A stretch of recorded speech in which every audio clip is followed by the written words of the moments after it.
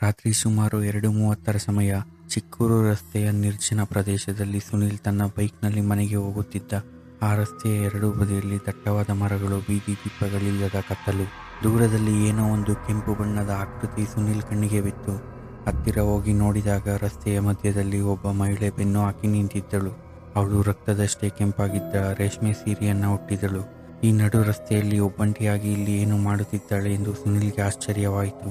ಅವಳನ್ನು ದಾಟಿ ಸ್ವಲ್ಪ ದೂರ ಹೋದ ಸುನಿಲ್ ಏನಾದರೂ ಸಹಾಯ ಬೇಕಿರಬಹುದು ಎಂದು ಯೋಚಿಸಿ ಬೈಕ್ ನಿಲ್ಲಿಸಿದ. ಹಿಂದಕ್ಕೆ ತಿರುಗಿ ನೋಡಿದಾಗ ಅಲ್ಲಿ ಯಾರೂ ಇರಲಿಲ್ಲ. ಆದರೆ ಕೇವಲ 100 ಮೀಟರ್ ಹೋಗುವಷ್ಟರಲ್ಲೇ ಅದೇ ಮಹಿಳೆ, ಅದೇ ಕೆಂಪು ಸೀರೆ, ಅದೇ ರೀತಿ ಬೆನ್ನು ಹಾಕಿ ರಸ್ತೆಯ ಮಧ್ಯೆ ನಿಂತಿದ್ದಳು.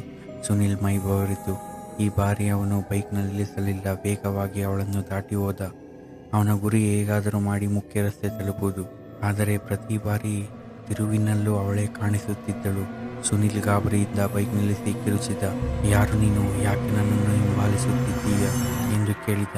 ಆ ಮಹಿಳೆ ನಿಧಾನವಾಗಿ ತಿರುಗಲು ಶುರು ಮಾಡಿದಳು. ಅವಳು ತಿರುಗುತ್ತಿದ್ದಂತೆ ಅವಳ ಕಾಲುಗಳು ನೆಲಕ್ಕೆ ತಾಗದೆ ಗಾಳಿಯಲ್ಲಿ ತೇಲುತ್ತಿರುವುದು ಸುನಿಲ್ ಕಣ್ಣಿಗೆ ಬಿತ್ತು. ಅದಕ್ಕಿಂತ ಭಯಾನಕ ಸಂಗತಿ ಎಂದರೆ ಅವಳ ಕಾಲುಗಳು, ಪಾದಗಳು ಹಿಮ್ಮುಖವಾಗಿದ್ದವು. ಅವಳು ಸಂಪೂರ್ಣವಾಗಿ ಮುಖ ತಿರುಗಿಸಿದಾಗ ಸುನಿಲ್ ಪ್ರಜ್ಞೆ ತಪ್ಪುವಂತಾಗಿತ್ತು.